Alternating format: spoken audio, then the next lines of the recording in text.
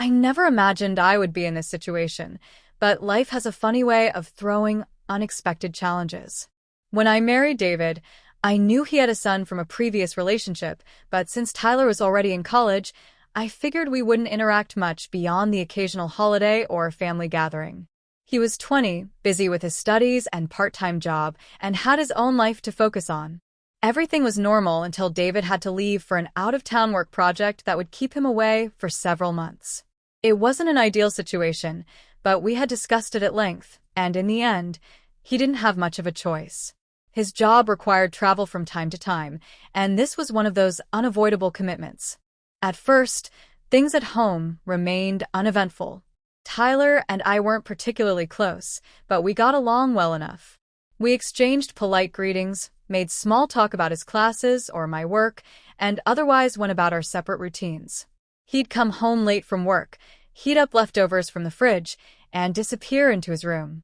Then, one evening, a loud crashing sound came from the other side of the house, followed by the unmistakable rush of running water.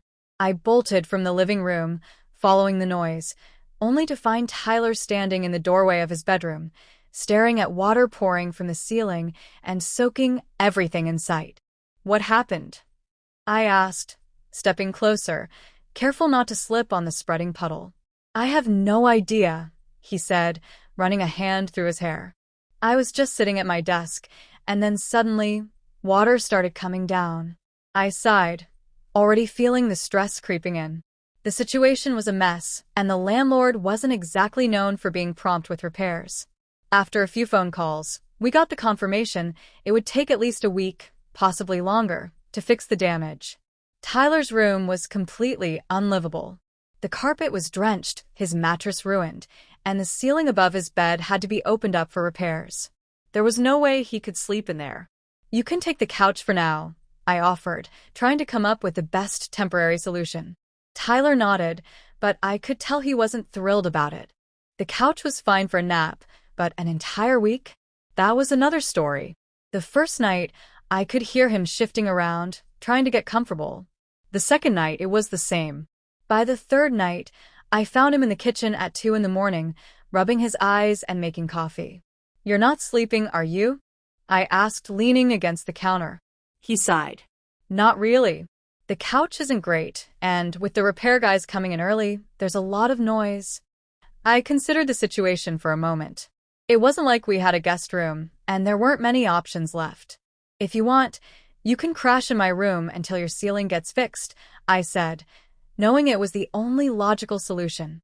"The bed is big enough, and at least you'll get some sleep." Tyler hesitated. "Are you sure? I don't want to make things weird." "It's just a few nights," I reassured him.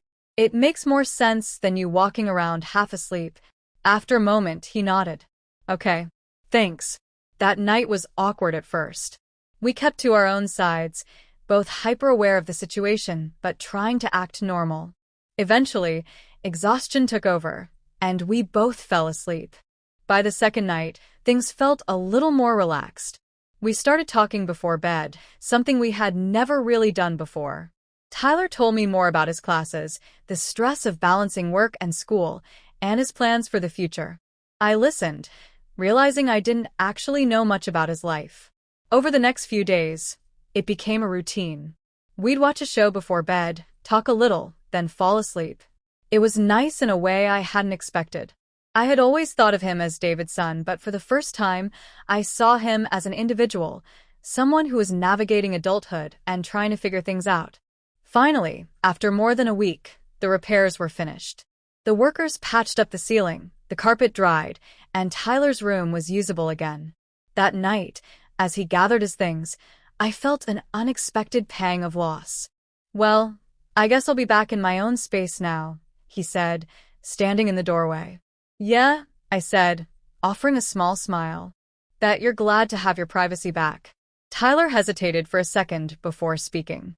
"It was actually kind of nice, you know? Talking, watching stuff together. I didn't expect it, but yeah." I nodded, understanding what he meant. "Me too."